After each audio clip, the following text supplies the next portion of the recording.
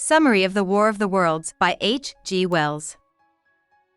During the astronomical opposition of 1894, when Mars was at its closest distance to Earth, a number of observatories witnessed a flare of light emerging from the surface of the red planet. Every night, the world seems to light up for a moment. This is seen by the narrator himself through a telescope owned by his friend Ogilvy, who is an astronomer.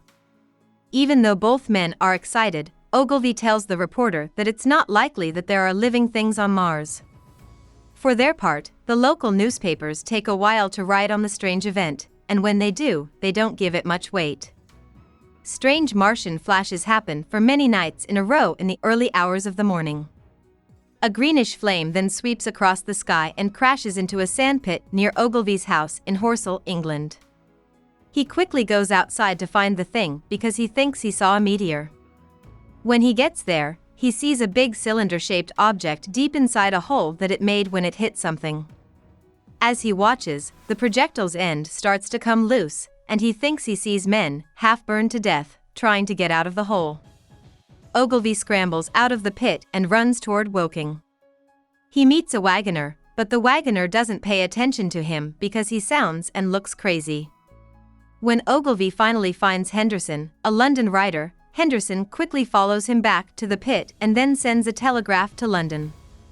People slowly start to gather around the edge of the pit to watch as the cylinder from Mars slowly draws more and more people in. The crowd stops screaming when the heavy lid finally falls to the ground. It looks like the cylinder is about to open.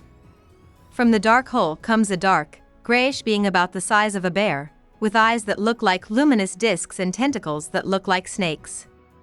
At the same time that this creature comes out of the pit, another one shows in the opening of the cylinder. The narrator quickly runs to the trees to hide. When he turns around, he sees the head of a man who had fallen into the pit trying to get out before they scream and fall backwards.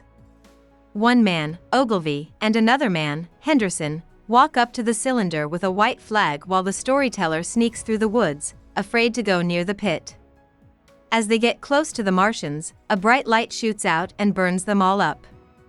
The crowd goes crazy with fear as the Martians start setting Horsell Common on fire, killing people, damaging trees, and damaging everything else in the area. The narrator finds his wife at home and tells her everything he saw. He sits down with his wife to dinner and tells her that the Martians won't hurt them because the force of gravity on Earth is too strong for them to easily move across its surface. But this seems to calm both of them down, even though the narrator got this knowledge from Ogilvy, who was just killed by Martians.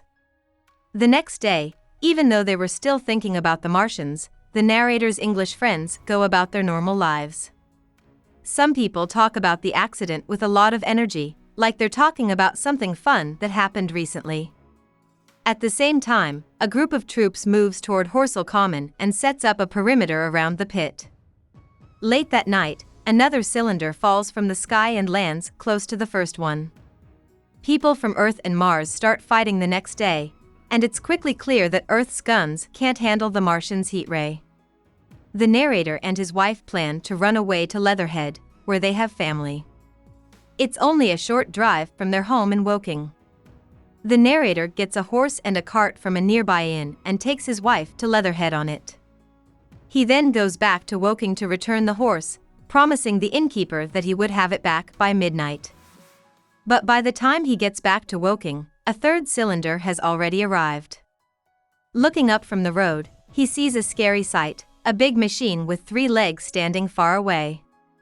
When the machine fires a heat ray at anything that gets in its way, the reporter leaves the horse. Not long after that, he finds the dead body of the host. He then goes to his own house to stay the night. As the narrator hides in his house, he comes across an artilleryman who has escaped the pit and ended up on his land by accident. The artilleryman tells him about how the Martians and their fighting machines did a lot of damage. Both men decide to go on the trip together. The narrator wants to meet up with his wife in Leatherhead, and the artilleryman wants to get back to his gun. Along the way, they come across a lot of people running crazy from 5 fighting machines that shoot out heat rays and set everything on fire. The narrator jumps into a stream when he realizes that water will protect him from the heat ray's blasts. Other people around him do the same. Soldiers hide a big gun and fire a shot that bursts in front of one of the fighting machines at the same time. The machine is killed by this shot, and the other machines rush to help their friend before unleashing all of their anger on the scenery with heat rays. The storyteller passes out on the bank of the river and almost gets hit by a machine before he is left alone. They bring their dead friend back with them as they go back to their pit in Horsell Common. The narrator also says that every day a new cylinder comes and that the Martians are getting stronger as they build their machines, which can also release a deadly black smoke. During this time, the narrator gets lost in the woods and finally meets a scared and crazy curate. The curate asks the narrator what sins they may have done to deserve such a punishment. This person tells the curate to be a man and then asks what faith is good for if it collapses under calamity. The narrator agrees to go on the trip with the priest even though he doesn't like him, and they leave so they don't run into the Martians again. At this point, the narrator talks about what happened to his brother during the attack by Mars. His brother, who is a medical student in London, doesn't find out about the Martians for a few days. When he finally does, he goes to Woking to see his brother and hopes to see the aliens before the military kills them. But when he gets to the train stop, he finds out that there are no trains going that way because of an accident.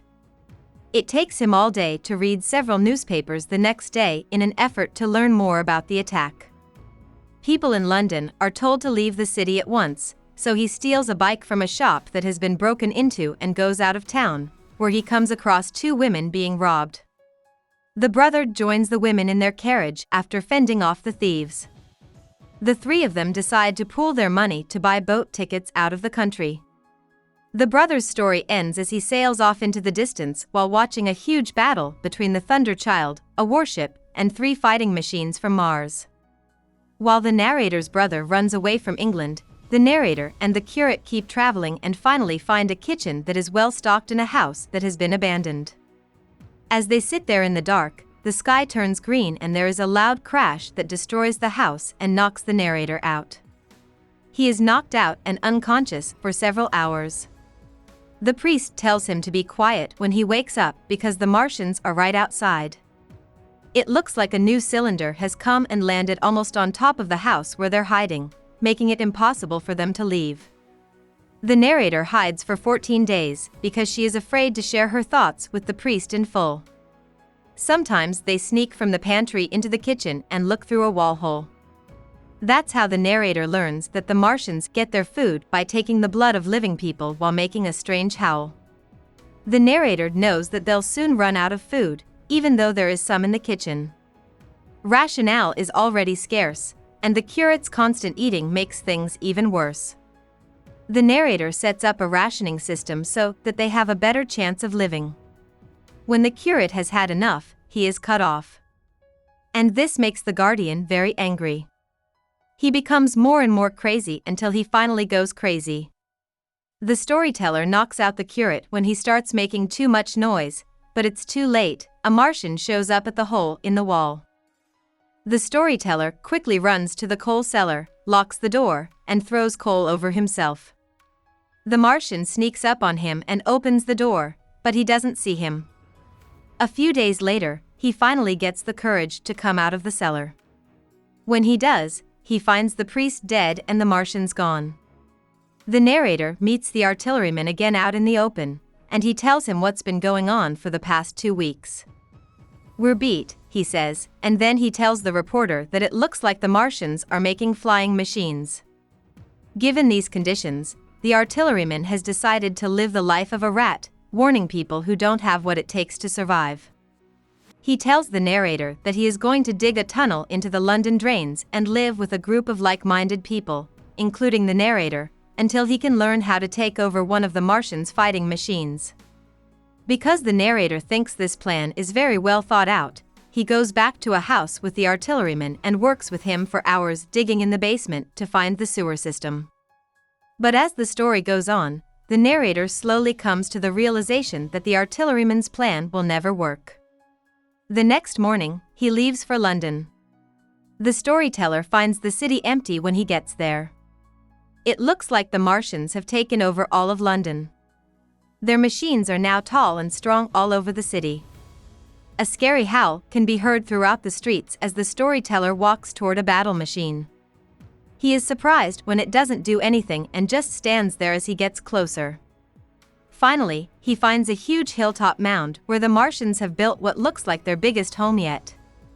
He figures out that the Martians must have died of a bacterial infection when he looks up at one of the huge machines that is standing still and sees red weed and rot coming out of the cockpit. The world learns over the next few weeks, months, and years that these creatures' immune systems weren't ready to fight off germs from Earth, so their bodies couldn't handle the infection. After the Martians' short visit, people rebuild their lives, but the narrator warns them not to get too comfortable, telling them that the invaders could come back. He hopes that people will be better prepared the next time. About the author. Wells was born in Britain into a working-class family. He was the youngest of 4 children. His schooling was all over the place. He read a lot, but because his father was injured, Wells had to work in different apprenticeships to help support the family. Even though these apprenticeships got in the way of his schooling, they had a big impact on his lifelong view that wealth should not be shared unequally. In the end, Wells worked as an intern for a chemist and got into college, where he studied biology with Thomas Henry Huxley. Huxley strongly believed in Darwin's theory of natural selection, which plays a big role in the War of the Worlds. During his time in college, Wells developed his love of socialism, his loyalty to science, and his interest in writing. He started to see writing as his main job while he was in college. He wrote biology textbooks and short stories, and one of them, The Chronic Argonauts, became one of his most famous works, The Time Machine. In his science fiction work, Wells set the rules for things that are now commonplace in the genre, like alien invasions and time travel machines. He also wrote political pamphlets, non-fiction books about science and history, and well-known realist stories. For times nominated for the Nobel Prize in Literature, Wells is known as the father of science fiction. Hope we summarized it fully and you liked it. Please hit the like button and subscribe to our channel so that we are motivated to create more videos.